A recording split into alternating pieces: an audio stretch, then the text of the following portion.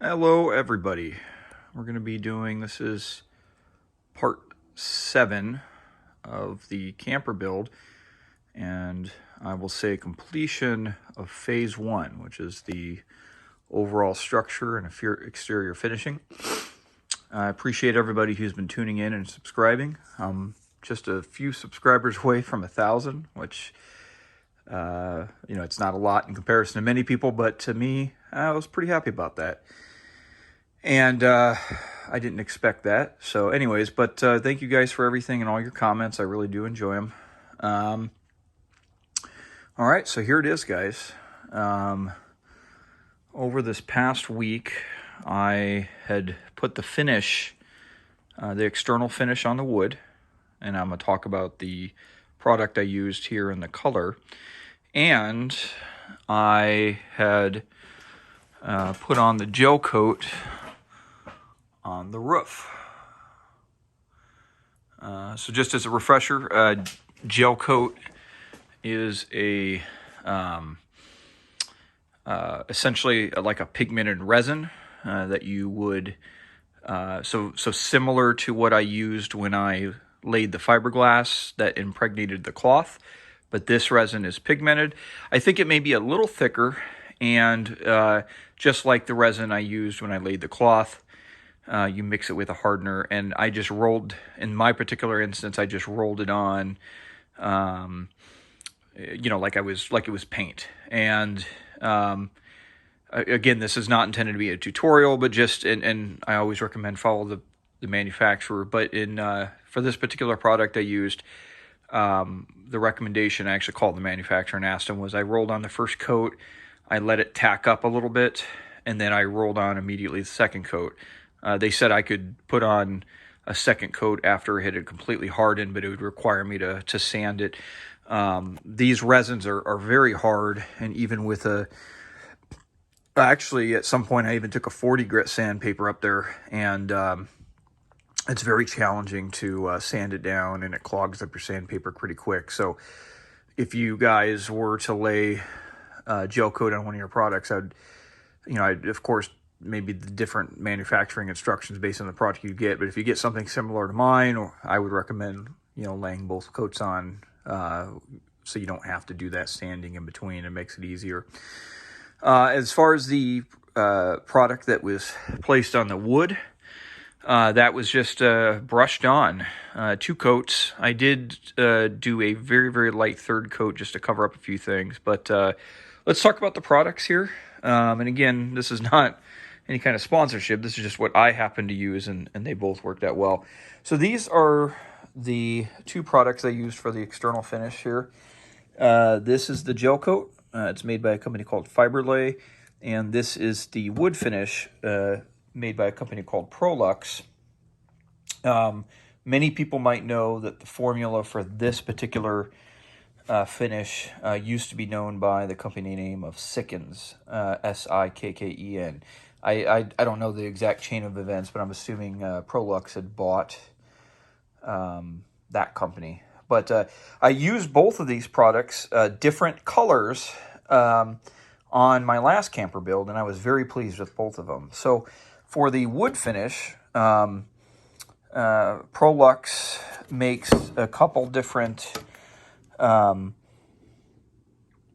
colors and types. So the type I used was called log cabin and siding wood finish. So this would be, hence a log cabin. And it's they describe it as being a slightly flexible finish, and it also allows for some expansion of the wood.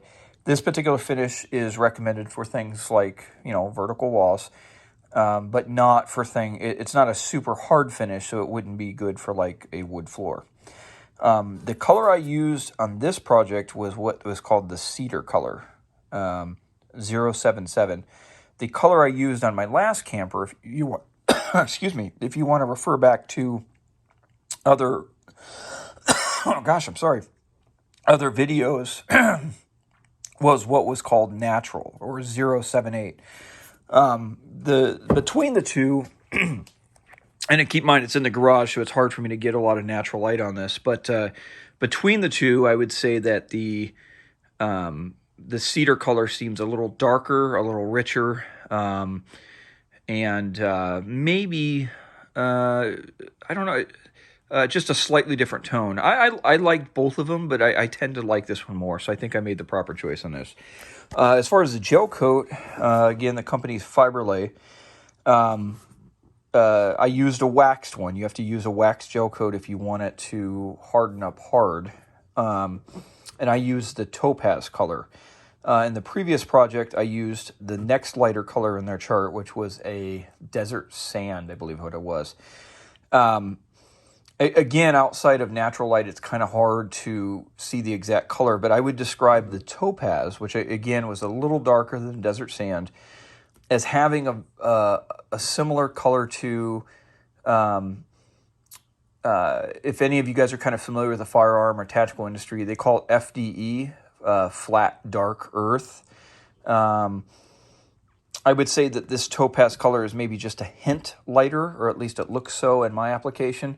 But I would say it was very similar to that. The desert sand I used in the prior project almost looked white. I mean, it looked almost just like kind of like an off-white. So let me show you the. I'll show you the roof again, so you guys can see what this looks like. One other note up here: if some of you might have a keen eye, you might notice that there are still some bumps and ripples and things in this finish up here. I wasn't too worried about having a perfectly smooth finish like you would want on a cosmetic side of a boat or something, for example, because it is a roof, and this stuff, when it starts hardening, is very hard to sand out. But it is a sound covering in the sense that it's going to be nice and weatherproof. So I'm going to walk around while I talk here and show you guys just kind of some of the richness of this finish on this wood. And I'm going to talk about phase 2. Like I said, phase 2 is going to be the interior build. And I, generally speaking, know what I want to do, but there is still some things I'm trying to figure out. But I'm very excited about what I think, some of the ideas I have. And I'm kind of on the position that I'm probably not going to do the frequent update videos for the interior as I have for the structure. For the structural components, though this is different shape and I have done a few things different, it's very similar to the other camper, which everybody was kind of already aware of. But I really want the interior. I think it's going to be special to be a surprise, and I think I'm going to do some new stuff in there that definitely new to my projects, but also new stuff that is probably not what you regularly see in other camper or van builds. And I'm pretty excited about that. So we'll see, though. I don't know how long the interior build is going to take. The structural build of this camper went a lot faster than I had anticipated. And, we'll see if the interior goes as fast. It might take me as short as a couple weeks to, a month or more. I'm not really sure. But I would definitely say this project at this point is easily halfway over, and probably more so. I think getting the outside structure was a larger hurdle than I had been. So, guys, hey, like they all say in all these videos, like, subscribe. Apparently the thumbs up helps the algorithm, and share, and, be motivated. This is an advanced project, and this may not be something that someone who's never done any woodworking can just walk in and do. But simultaneous to that, I'm not a professional, and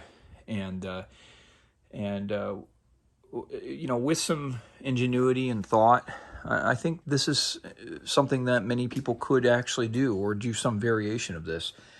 The other camper I built, I saw, I think there might be 5, 6, 7 different versions of that different people have now built and shared videos with on YouTube. And that doesn't account for people who might not have shared on YouTube. And, that meant a lot to me that though I on my original camper, and even to an extent on this camper, had received inspiration from another builder myself, it really meant a lot to see that, you know, things that I have done had inspired others to create. And, you know, one thing I found is we can buy stuff. And you know, that brings, you know, it can bring some element of happiness and joy in our lives. You know, my intent not here not to get in some philosophical discussion of those things, but when you create something, and from my experience, particularly something that is useful, you know, such as this camper. I mean, this will provide years of use, and you know, that is an object, a possession that really builds my confidence in my ability to do different things and create and control my world. Something to be proud of, and I just really enjoy that, and that means the most to me. And I think for those of you watching this, I hope you get the same feeling and be inspired that you can, you know, you don't have to go out and spend $25,000 for a lightweight truck camper. With some tools, some lumber, some patience and time, and in your own mind, you can do the same. So I appreciate you guys watching again, and I'll talk to y'all soon.